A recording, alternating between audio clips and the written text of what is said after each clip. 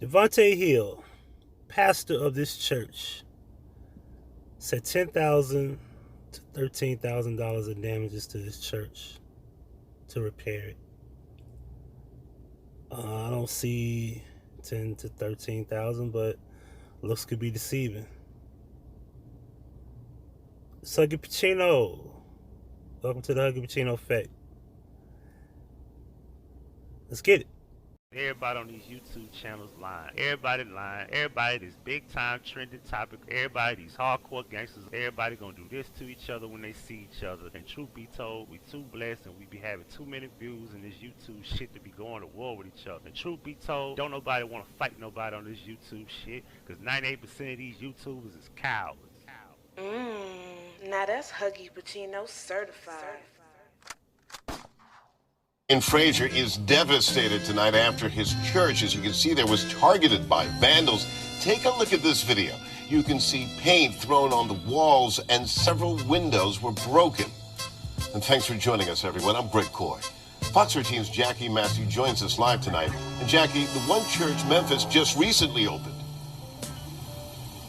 The church has only been open for about 5 months, and the pastor tells me he found out it was vandalized when he was about to open the church for service.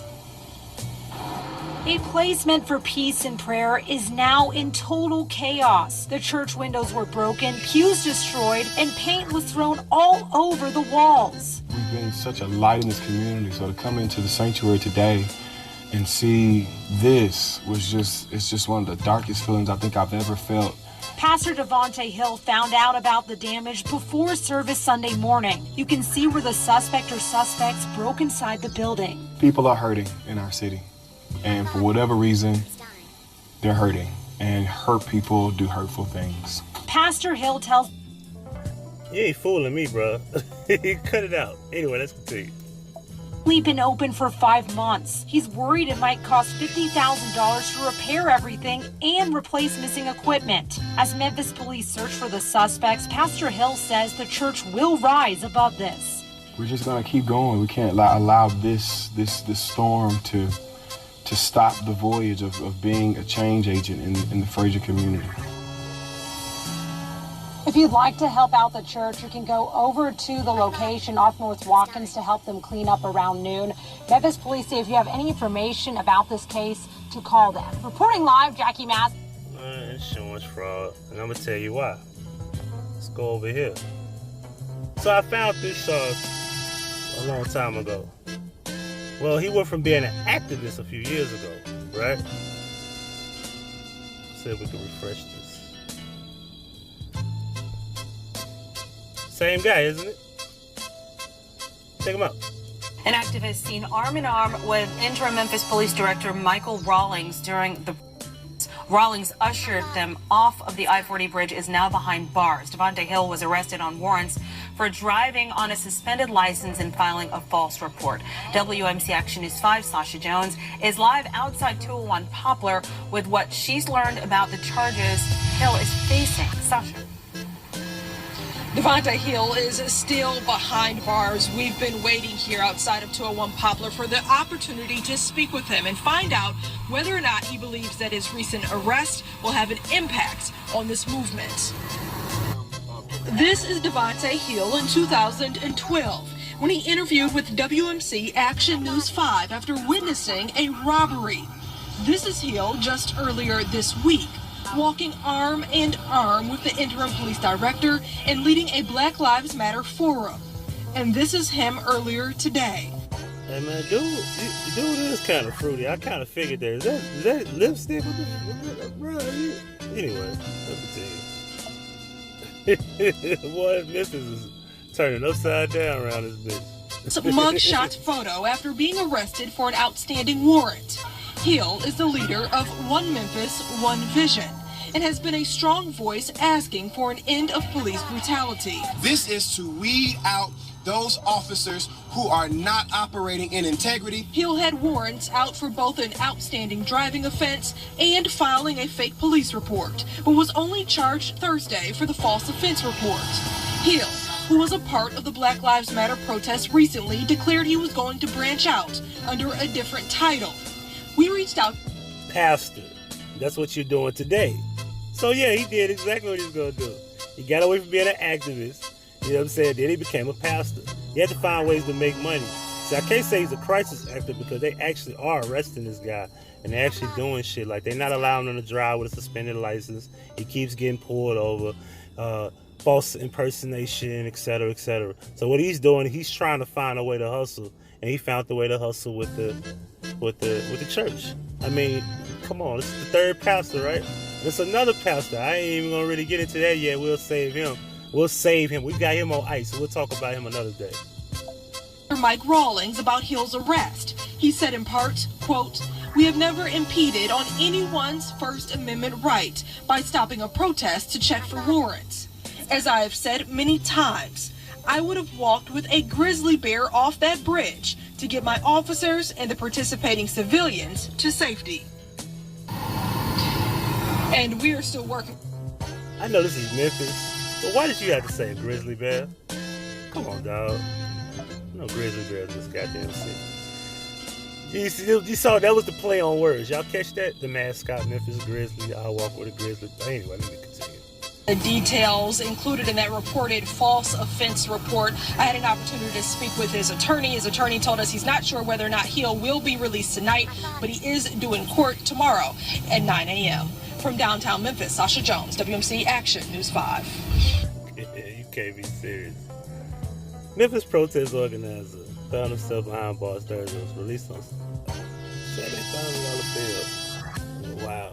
This dude, man, you a trip. We have never impeded on anyone's First Amendment right. Blah, blah, blah, blah, blah. Well, this is what else I want to show y'all right quick. I'm going to go back to my Google search here. And this is what I found. Right?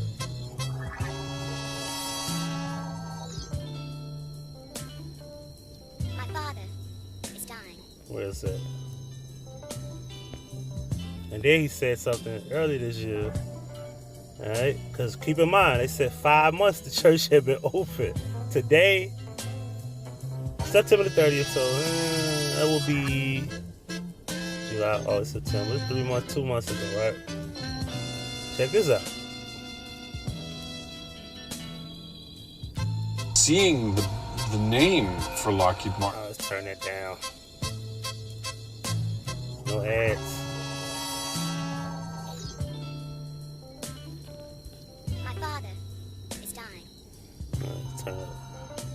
Here we go. Tonight, a Fraser pastor says he is going to catch whoever is illegally dumping tires across the street from his church. Those tires are blocking a sidewalk on Fraser Street right now. Fox 13's Jeremy Pierre is there live. Jeremy, the tires are even, you found out, falling into the street. Yeah, and get this, Dal. Last week, I posted pictures of these tires onto my Facebook page, and the pastor of the church right across the street also shared those pictures with the mayor of Memphis. Now, today, I spoke with several people who say these same tires right here have become an eyesore, and get this, they're even becoming dangerous. Pastor of One Church Memphis, Devante Hill, walks me to what he calls a trifling act at the corner of Rugby Place in North Watkins. This is just frustrating. This is incredibly frustrating. The sidewalk across from his church blocked with several piles of tires. There's probably 75 or more tires over here, in addition to the trash and the carpet that's left down there as well. He says he believes the tires have been on the sidewalk for a little more than a month. He told me he's got a plan to end the issue of illegal dumping. Whoever has done this, if you do this again, we're going to catch you on camera, because this is ridiculous.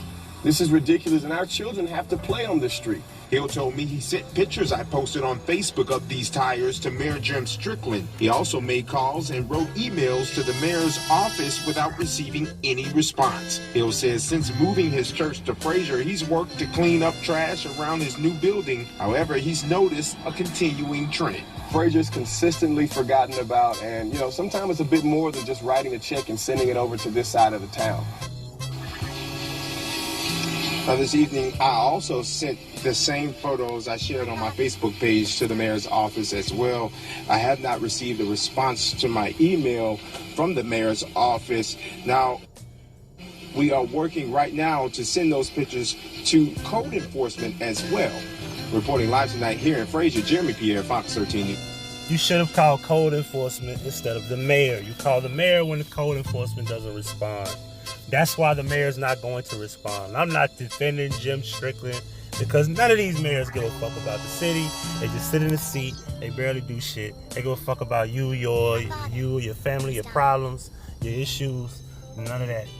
And that's how it is when whoever, if Strickland doesn't get out, if Harrington gets into office, whatever. But let me go into this background so I can show you what these people was talking about. This is why this dude can't be trusted. You know what I'm saying? He went from being activist to pastor, and now he's trying to get a cash grab for vandalizing the church. Let's continue though.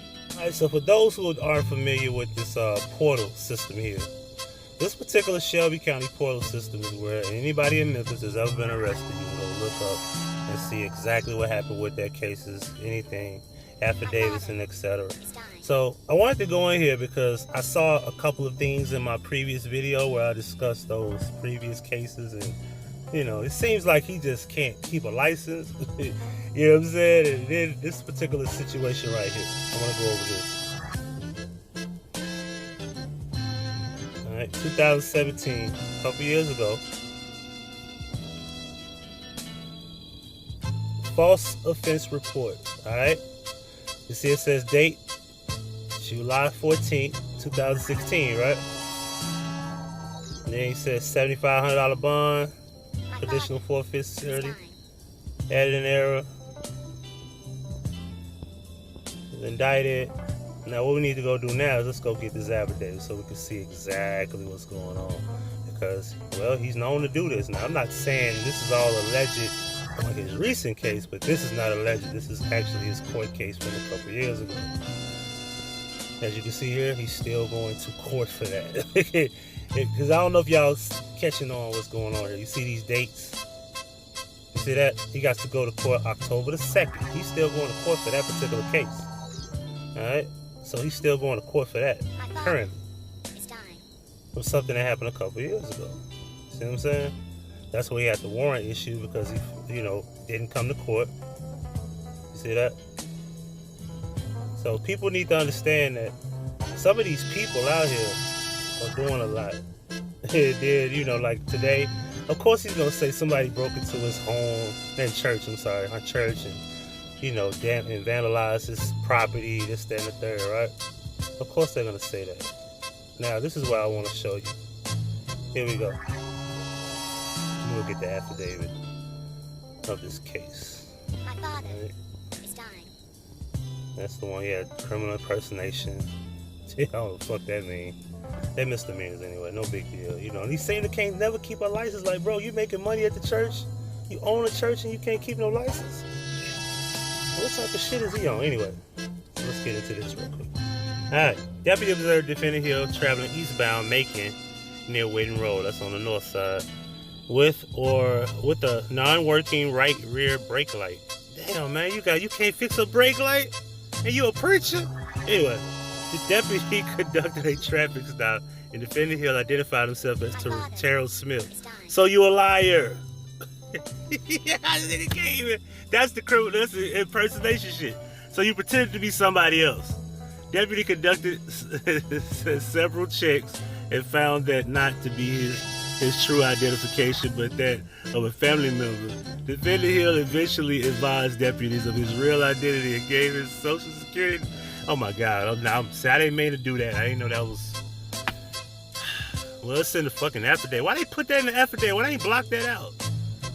Anyway, goodness gracious, why don't y'all do that? Defendant showed to have a suspended Tennessee driver's license as of 2015. You've been suspended since 2015, and you ain't got no insurance. Man, I give up on this dude. So we supposed to believe that somebody broke into your church and fucked it up, and the damages is, I think I want to say 10 to 13. Like, come on, dog. Ain't nobody believing that. Tell me what y'all think.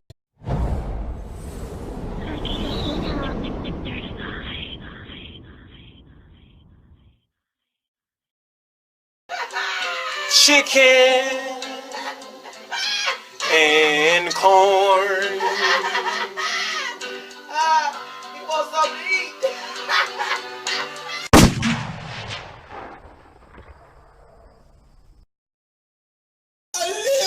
this shit. I used to have business, boy.